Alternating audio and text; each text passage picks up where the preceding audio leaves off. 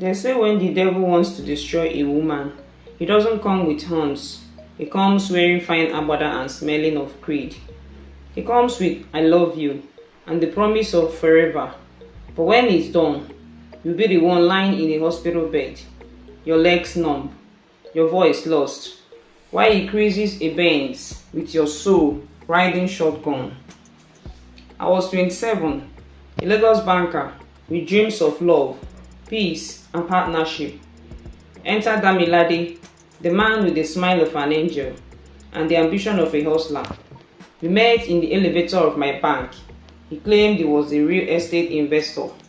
Our chats were smooth, prayers consistent, and within 2 months, he introduced me to his mother in Abeokuta. He had no job, no car, but always had faith. And I, like a fool in love, became his helper. I paid for his new phone. I gave him seed money for his business. I prayed with him, fasted with him.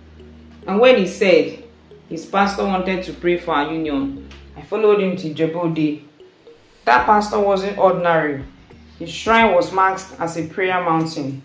He put white chalk on my forehead and stared for a full 5 minutes.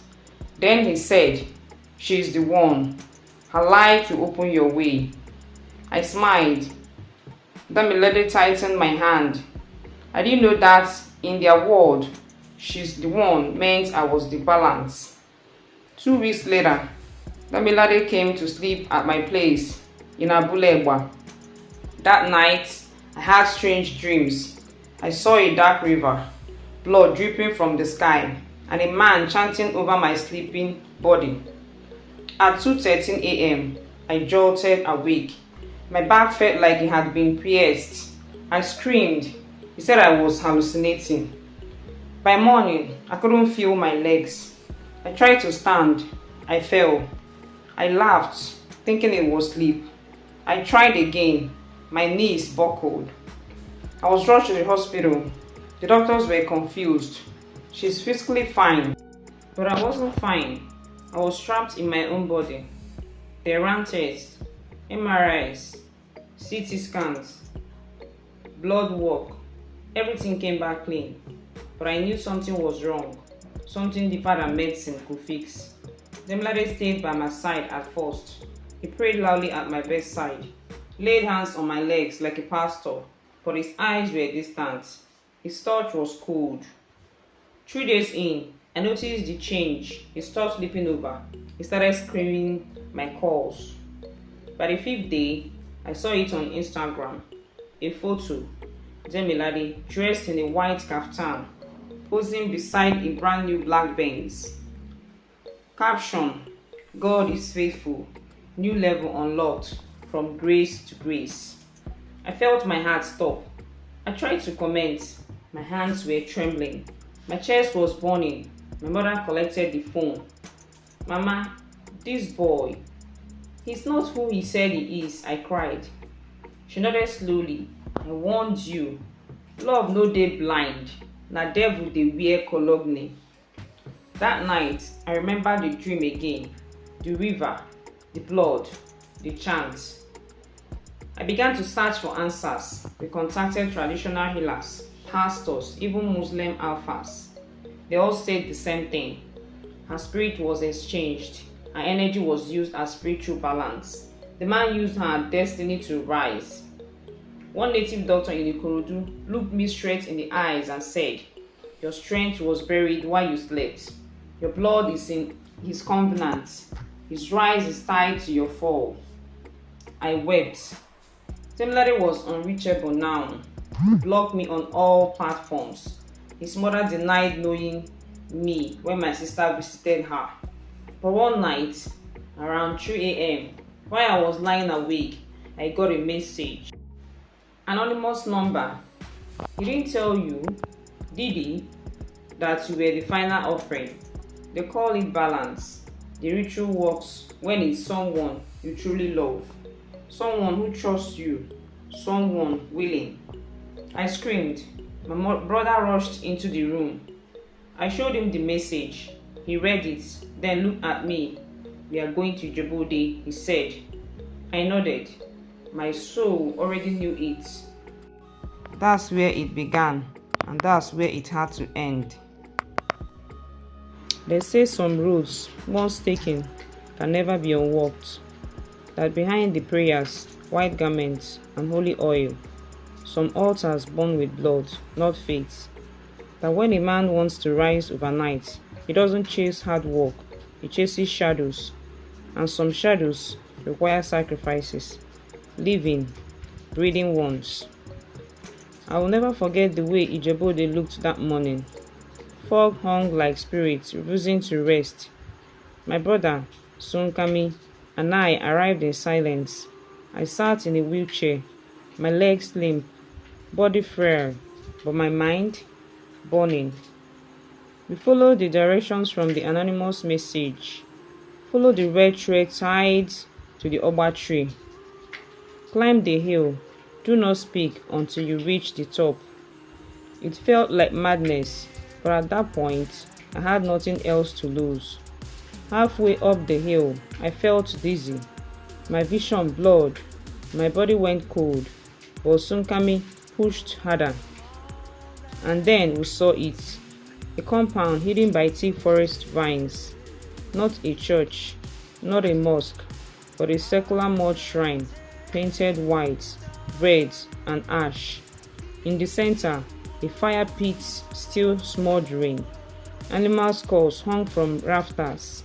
And then, him, the so-called pastor, still dressed in white, but this time barefoot, eyes rolled back, hands dripping something dark, maybe oil, maybe blood. You shouldn't have come back, he hissed. Balance must remain. It is law. I screamed, where is my strength? What did you take from me? He circled me slowly. You were born with light, the kind that makes men kings. He, Demilade, was chosen, but your light had to be buried for his path to open. I tried to stand. My legs twitched for the first time in weeks. Sunkami held my shoulders. We want it reversed. My brother backed. Return her life, or I burn this place to the ground. The man laughed, a deep, wicked sound that echoed into the trees. You think it's that easy? His eyes have already touched blood. His feet already climbed sources. To reverse it, he paused, staring deep into my soul. He must return willingly and sacrifice everything he gained. That was the rule. The balance could only be undone by the beneficiary. We left the shrine with the fire in our hearts. A week later, Demilade was everywhere. Billboard ads, influencer posts, TV interviews. His real estate company had miraculously blown. But I had learned something else. The car, the Benz, was registered to a shell company. His bank alerts were tied to multiple shady accounts. I sent the anonymous message to his newest girlfriend on Instagram, Slave Queen, who flaunted his gifts. And then, things began to shake. 3 weeks after our visit to the shrine, I got another message, this time from Demilade. We need to talk. Things are happening. I'm seeing things. I'm hearing your voice in my sleep. I think I'm dying. I smiled through the pain. Then come, let's talk. They say karma doesn't rush, but when it finally arrives, it doesn't knock.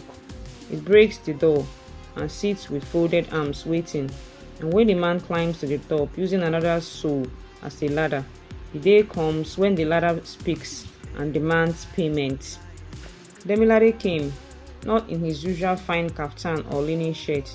He came in joggers and slippers, sweating, jittery, and smelling like someone who hadn't slept in days.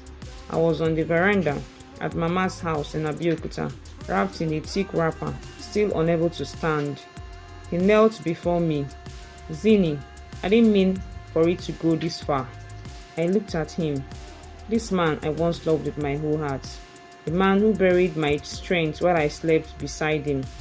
You didn't mean to steal my destiny, I whispered. You didn't mean to bury my legs so you could rise. He broke down crying, but I didn't blink. My business is falling, he said. My staff have all quit. My accounts are frozen. And the Benz drove itself into a gutter last night. I almost laughed. Good. I didn't know it would be you, he said. The pastor, he said the ritual needed someone close, someone pure, someone who believed in me. He said I would just have to give up that person's spiritual energy, but he didn't say you end up like this. I looked at him sharply. You chose me. Don't blame the pastor. You chose me. Sunkami came out from inside. You know what to do, he said. You want this curse lifted? Go back to Ijebu Ode, return everything, burn the covenant, and beg for your soul. Demilade hesitated. If I do that, I will lose everything. I smiled coldly. You gained everything by losing me. Now to leave, you must lose it all. That night, he went, alone. We gave him the exact instructions the shrine priest told us. Strip off all symbols of wealth, burn the ritual garments, pour libation and beg for forgiveness. Make a final offering, not blood, but truth. At exactly 3:27 a.m., I woke up with a gasp. My toes moved. I blinked, tears rushing down.